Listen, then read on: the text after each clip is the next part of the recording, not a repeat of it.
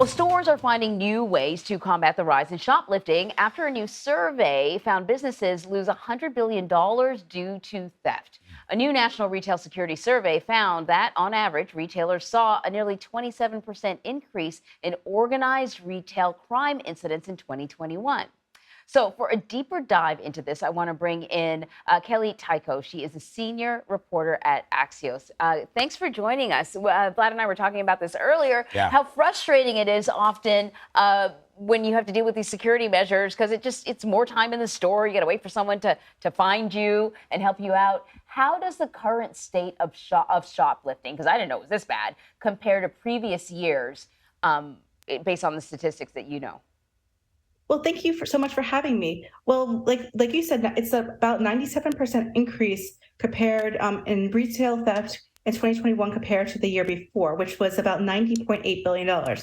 And we're talking about everything from baby formula, pain medicine, razors, everything is so much is under lock and key, even laundry detergent, Tide Pods. It depends on where you're located. I'm in South Florida, and where I am, I see baby formula locked up with some razors, not as much as you might see in New York City and other parts of the country. Yeah, so the theft is costing retailers. It costs retailers sales from paying customers. So walk us through how retailers are actually losing money from actual shoppers.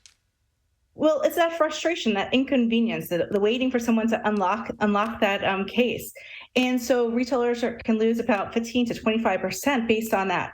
And so some shoppers are going online to make the same purchase, save some money, save some time there. And they're also retailers are looking for other ways. So if you add that $100 billion in theft, they're also spending a lot of money on new measures like these locked cases, like sensors on shopping carts. There's all these different ways that they're looking at to stop the theft.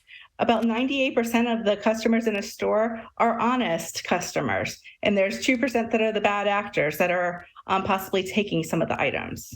I thought it was interesting that in our lead up, we talked about organized retail theft, right? Because that's an awful lot. And when I think of shoplifting, I think of like some teenager, daring you to steal a pack of gum, and Totally. and then you come out and you're like, hey. Did you ever take anything when you were like a little kid? You know, like you grab the lollipop and then your mom's like, what are you doing? What are you doing? But when you're talking about organized theft, this is a whole other level. And I will tell you, when I was little, I did remember walking out of the store with a backpack, but my mom and I went right back in because it was a mistake. You know, you're wearing a new backpack around the store. But I remember going back in and feeling very guilty over that. But the thing is that a lot of the someone you might think is shoplifting, they might be part of a larger ring. That's what retailers are looking at. And we have some new laws going into effect in June. Called the INFORM Act, which is Integrity, Notification, Fairness in Online Retail Marketplaces. And what that's going to do, it's going to require the marketplaces to verify the third-party sellers that are having a high volume. So let's talk about some methods that retailers are considering. Anne-Marie and I were, we were just having a discussion, and I don't know if you're familiar with, I was at an airport recently, and it was an overnight flight that I was taking, and so there weren't a lot of retail businesses open, but you walk through one of the supermarkets, and you put your credit card down to get into the market, and whatever you pull off the shelf, there's no humans in the shop at all. Whatever you pull off the shelf gets charged to your credit card. So I suggested to Anne-Marie maybe that could work, but then she pointed out to me, Vlad, that would be discriminatory for people who don't have credit cards. Only. Lots of people are cash only. But is there a sweet spot? Well, and that's why they're testing a lot of things. Like they're testing locking the wheels of that shopping cart if someone is trying to get out of the store without going to checkout.